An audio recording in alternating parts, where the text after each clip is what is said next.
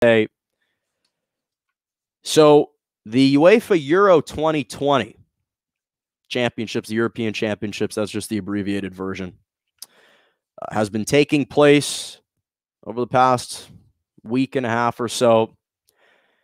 And yesterday was a monumental victory for England. Monumental victory that England had over Germany yesterday, 2-0. I don't think that the casual sports fans and even fans and sports geeks who think they understand sports can truly comprehend the magnitude of this win. England has always been the substantially more inferior team to Germany in their history. Fans, you can't comprehend the magnitude of what this means in England and what this means for that country right now. Germany has notoriously been the big bully to England in Europe for years and years and years in soccer, especially in international play. This is a Germany squad that's won the World Cup 4 times.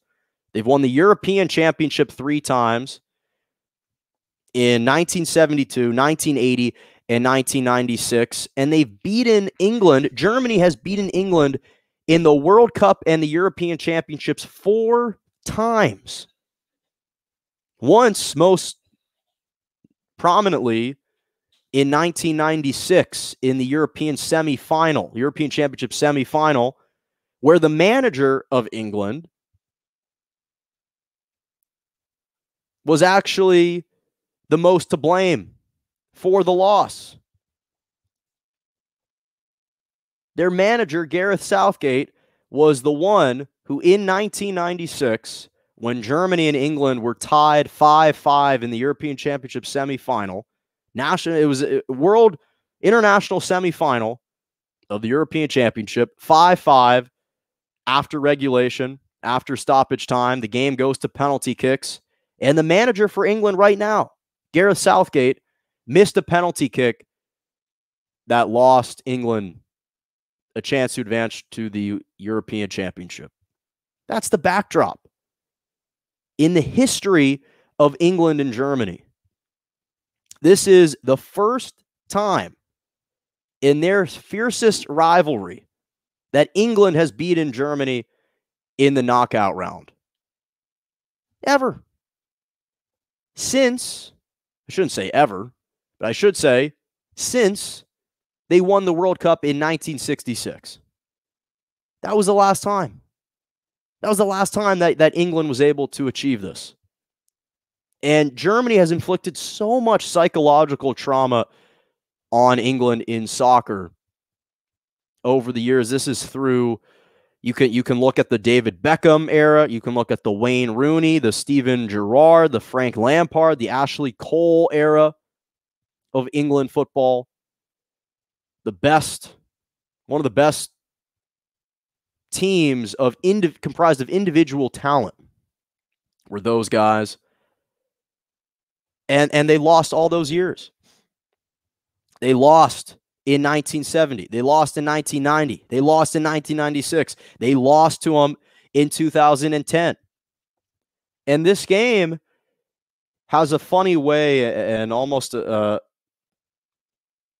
coincidental and serendipitous way of equalizing itself out. One of my favorite terms in soccer is the ultimate equalizer. A goal that ties the game. And this ultimate equalizer, on a much more broad scale, took place yesterday between England and Germany, in the fact that in that 1996 semifinal, where it was the last time that England and Germany faced off in the European Championships, it was that semifinal game. Andreas Möller was a player for Germany. He kicked the game-winning PK to advance Germany to the European Championship. You fast forward to 2021, and Thomas Müller, one of the best forwards for Germany, had an opportunity in the second half to tie the game up when they were trailing 1-0. He missed his shot wide after being on a breakaway He was wide open, and he pushed it wide. He missed a shot on goal that he probably scored 9 out of 10 times. And that moment perfectly encapsulated where they were then and where we are now. Because you look at that game in the second half, and England basically scored their first 2 goals in the exact same fashion. You had great penetration into the Germany back line. They were inside the box. They had good penetration. They played it out wide. The cross sent through the middle over the face of the goal. And Raheem Sterling tapped in a goal for the first score of the game. And then on a similar play, Grealish sent one through the middle, and Harry Kane headered it in for a 2-0 lead. And in between that, you had the Thomas Muller miss. But it's moments like that where we in the United States, we don't understand, we can't grasp the significance of that shot, of that win. And again, as I talked about, especially to the manager who had to suffer the great embarrassment and the humiliation and the shame in Gareth Southgate being on the other end of it in the most notable time of the year in 1996. He was absolutely berated in England for missing that PK. That was a monumental moment, and maybe kind of the crucible of England's soccer, because it took them such a long time to get back to this stage. And now they're primed to win a European championship. Everything is opening up for them right now. Their draw is a lot easier. So not only is this a personal triumph for Southgate, personal triumph for England, personal triumph in the rivalry. And really, I wouldn't even have said rivalry, because it's not like England had beaten Germany in this stage prior to 1966. So this was a huge, huge win for them, and England is primed to win this European Championship. France just lost to Switzerland a couple days ago in the most bizarre, wild finish that I've seen. This European Championship has provided so many memorable moments, not always in the best way.